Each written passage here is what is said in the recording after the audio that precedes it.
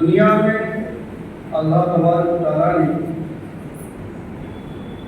ہزاروں اقسام کی چیزوں کی تخلیق فرمائی ہے، لیکن ان میں سے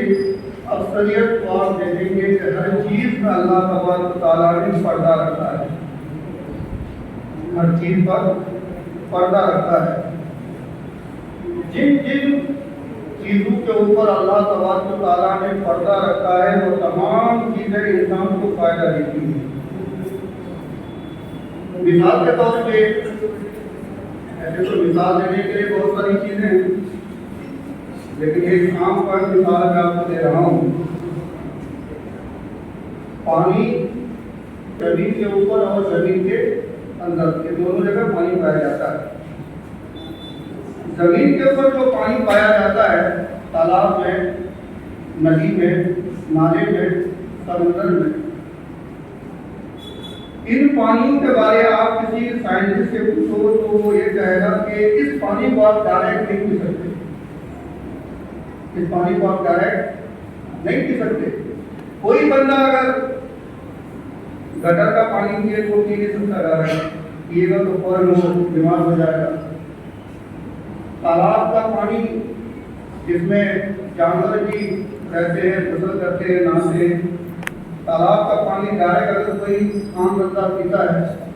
تو بیمار ہو سکتا ہے۔ رہی بات سمندر کے پانی کی، تو آپ سوچ بھی نہیں سکتے، سمندر کا پانی تو آپ پی بھی نہیں سکتے ہو، سمندر کا پانی کھیت میں نہیں ڈال سکتے، سمندر کے پانی سے آپ کپڑا بھی ٹھیک سے نہیں دھو سکتے۔ سمندر کے پانی سے نہ کھیت میں فصل ہوتا ہے، نہ کوئی اس سے اناج پیدا ہوتا ہے، نہ سمندر کا پانی انسان کے جسم کو فائدہ دیتا ہے۔ لیکن وہی ایک اور پانی ہے جو زمین کے اندر ہے۔ زمین کے اندر کا پانی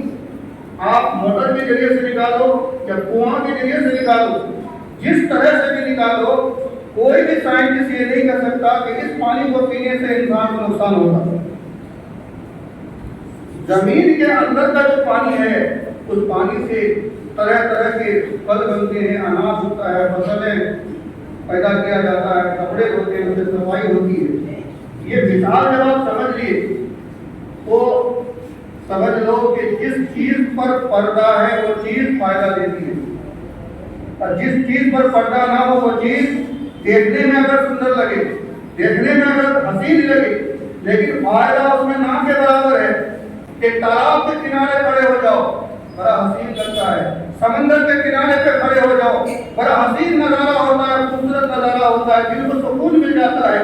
لیکن جہاں دل کو سکون ملتا ہے دیکھ کر کے اس سے آپ کوئی فائدہ حاصل نہیں کر سکتے ہو، پی کے آپ پیاس بجھا نہیں سکتے، پی کے آپ پیاس بجھا نہیں سکتے۔ اس سمندر کے پانی کو جو بڑھانا ہے، جس پر کوئی پردہ نہیں ہے، اس پانی کو اٹھا کے آپ پیڑ میں نہیں ڈال سکتے، کھیت میں نہیں ڈال سکتے، تو آپ سمجھ لو کہ جس عورت میں پردہ ہوتا ہے، اب یہ مثال سمجھ لو، عورتیں دو طرح کی ہوتی ہے، ایک با حیا ایک بے حیا، ایک با پردہ ایک بے پردہ۔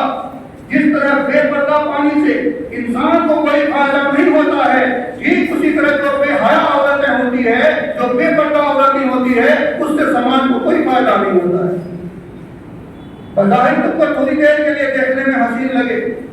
دیکھو یہ جینس پہن کے گھوم رہی ہے، یہ کٹ پہن کے چل رہی ہے، یہ ٹی شرٹ پہن کے چل رہی ہے، بال ان کے کھلے ہوئے ہیں، سر میں دوپٹہ نہیں ہے، سینے میں دوپٹہ نہیں ہے، دیکھنے میں تم کو حسین لگتی ہے۔ کیا کوئی کہہ سکتا ہے، کسی کتاب میں لکھا ہے کہ ایسی عورتیں متقی ہوتی ہیں، پرہیزگار ہوتی ہیں، ایسی عورتوں کے گھر میں کوئی نیک اولاد پیدا ہوتی ہے، ایسی عورتوں کے گھر میں کوئی وفادار اولاد پیدا ہوتی ہے؟